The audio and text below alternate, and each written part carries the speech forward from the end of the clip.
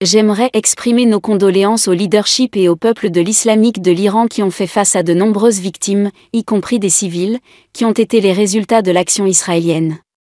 En face de nos yeux, à cause de l'action israélienne, ce qui se passe est une escalade très dangereuse dans la région du Moyen-Orient. Nous sommes ici pour discuter d'une nouvelle aventure la plus dangereuse et irresponsable de l'histoire du Moyen-Orient dans la région. Mais cette fois-ci, c'est aussi une catastrophe nucléaire à large échelle. Nous avons entendu aujourd'hui des victimes envers des civils. Cette attaque complètement imprévue, peu importe ce que l'Israël dit au contraire, est une grosse violation de la loi internationale et du chargé de l'ONU. On a l'impression que la leadership d'Israël est convaincue qu'elle a une main complètement libre dans la région et qu'elle a probablement l'impression que l'Israël peut flouter n'importe quelle norme légale et remplacer tous les corps internationaux, y compris le Conseil de sécurité et l'IAEA. La Fédération russe condamne fortement cette action de l'Israël. L'aventure militaire de l'Israël empêche la région d'aller jusqu'au bout d'une guerre à large échelle.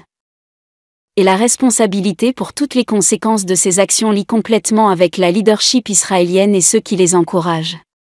Les actions israéliennes s'adressent à l'interdiction des différents efforts négociatifs qui se déroulent actuellement. Les efforts pour réduire les tensions autour du programme nucléaire pacifique d'Iran. Le monde entier cherche, avec espérance, l'arrivée d'une nouvelle ronde de contacts indirects entre l'Iran et les États-Unis. Et ils ont été prévus pour le 15 juin. L'Israël a décidé de préempter cela de la manière dont il considère nécessaire et a commencé à bombarder l'infrastructure nucléaire et énergétique de l'Iran, montrant de cette façon leur contente pour les lois, les normes, les accords, les règles, tout ce qui est la base d'une interaction civilisée entre les États-Unis. La responsabilité pour ce qui s'est passé n'est pas seulement pour l'État d'Israël, mais aussi pour ses alliés les plus proches. C'est une conséquence directe de l'acquiescence des pays occidentaux, qui, depuis des mois, a volontairement et méthodiquement poussé l'hystérie contre l'Iran dans le Conseil de sécurité de l'ONU et dans la Chambre des gouverneurs de l'IAEA. L'Union européenne s'est également engagée dans cette pression, en dénonçant ainsi leur responsabilité d'un coordonnateur impartial de la Commission jointe de l'AJPOA. L'exemple le plus égrégeux, c'est ce qui s'est passé hier à Vienne. Il y a eu une autre résolution biaisée et divorcée de réalité passée par le Conseil des gouverneurs de l'IAEA, qui parle d'une menace à Trump pour la paix et la sécurité internationale du programme nucléaire de l'Iran.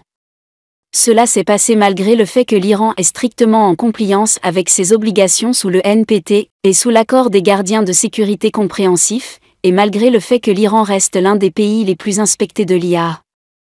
Les rapports du secrétaire général de l'IAEA indiquent clairement qu'il n'y a pas de risque de non-prolifération.